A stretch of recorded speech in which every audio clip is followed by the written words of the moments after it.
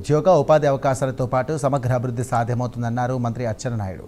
శ్రీకాకుళం జిల్లా కోటబొమ్మాలి మండలం చీపురపల్లిపాడులో 12 ఎకరాల విస్తీర్ణంలో ఏర్పాటు చేయనున్న ఎంఎస్ఎంఈ పార్కు నిర్మాణానికి ఆయన శంకుస్థాపన చేశారు. రాష్ట్రంలోని ప్రతి నియోజకవర్గంలో దశల వారీగా ఎంఎస్ఎంఈ పార్కులు కూడా అభివృద్ధి చేయాలన్నదే ప్రభుత్వ లక్ష్యమన్నారు. ఎంఎస్ఎంఈ పార్కులకు నలుదిక్కులుగా రహదారుల సౌకర్యం ఉన్నందున పారిశ్రామిక వాడగా రూపొందిస్తున్నట్టుగా మంత్రి అచ్చెన్నాయుడు స్పష్టం చేశారు. వెంటనే నేరేడు బ్యారేజీకి టెండర్లు పిలవండి. సంవత్సరం నెలలో నేరేడు బ్యారేజ్ పూర్తి చేయాలి. 29 ఎలక్షన్ల ముందే సాధ్యమైనంత వరకు వీలైనంత వరకు అది ఓపెనింగ్ చేయాలని ఒక టార్గెట్ పెట్టుకున్నారు. గలగల పారే నీరుంది, కష్టపడిన జనాలు ఉన్నారు, సుదీర్ఘమైన తీర ప్రాంతం ఉంది.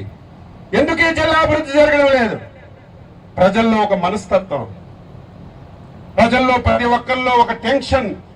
దానికి కారణాలు కూడా ఉన్నాయి. గత ప్రభుత్వాలు ప్రజలకి చైతన్యపరచలేదు, ప్రజలకు మోటివేషన్ చేయలేదు. 2 ఇన్సిడెంట్స్ ఈ జిల్లాని పట్టి పీడిస్తున్నాయి.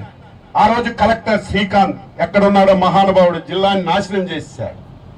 ఆ రోజు రాజశేఖర్ రెడ్డి ముఖ్యమంత్రి, మన దగ్గరే ఈస్ట్ కోస్ట్ పవర్ ప్లాంట్, మన జిల్లాలో సోంపేటలో ఎన్సీసీ పవర్ ప్లాంట్, ఈ 2 పవర్ ప్లాంట్లో ప్రజల్ని అప్రమత్తం చేయకుండా అధికారం నా దగ్గర ఉందని, నేనేం చెప్తే జరుగుతుందని నిర్ణయాలు తీసుకుని ప్రజల్లో ఒక అభద్రత భావం కల్పించి ఉద్యమాలకి ఆ రోజు పురిటిగడ్డగా ఆ రోజు జరిగింది. కడపలో పారిశ్రామిక విప్లవానికి నాంది పలుకుతున్న భారీ ప్రాజెక్టుకు శ్రీకారం చుట్టింది ప్రభుత్వం. కడప ఇండస్ట్రియల్ పార్క్లో భాగంగా ప్లేంటెడ్ ఫ్యాక్టరీ కాంప్లెక్స్ నిర్మాణానికి శంకుస్థాపన జరిగింది.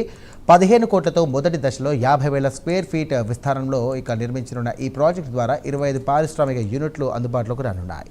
విజయవాడ నుండి సీఎం చంద్రబాబు వర్చువల్గా ప్రారంభించినటువంటి ఎంఎస్ఎంఈ గ్రోత్ సమిట్ 2026 కార్యక్రమంలో భాగంగా కడపలో జిల్లా కలెక్టర్ శ్రీధర్ చేకూరి, అలాగే ప్రభుత్వ విప్ మాధవిరెడ్డి కలిసి శంకుస్థాపన చేశారు. యువతను పారిశ్రామిక రంగం వైపు మళ్లించేందుకే స్టార్టప్ కడపను త్వరలో ప్రారంభిస్తున్నట్టుగా కలెక్టర్ తెలియజేశారు.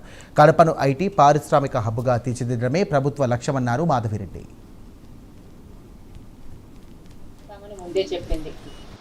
తదనుగుణంగా ప్రభుత్వము, చంద్రబాబు నాయుడు గారు, అలాగనే లోకేష్ గారు వారి కృషితో అనేక భారీ పరిశ్రమలను, అలాగనే మధ్యతరగతి ఎంఎస్ఎంఈ పార్కులను కానీ రాష్ట్రానికి తీసుకొచ్చి లక్షల కోట్ల పెట్టుబడులతో ఈరోజు యువతకి ఉపాధి అవకాశాలు కల్పిస్తూ ఈ ప్రభుత్వము ముందుకు సాగుతూ ఉంది.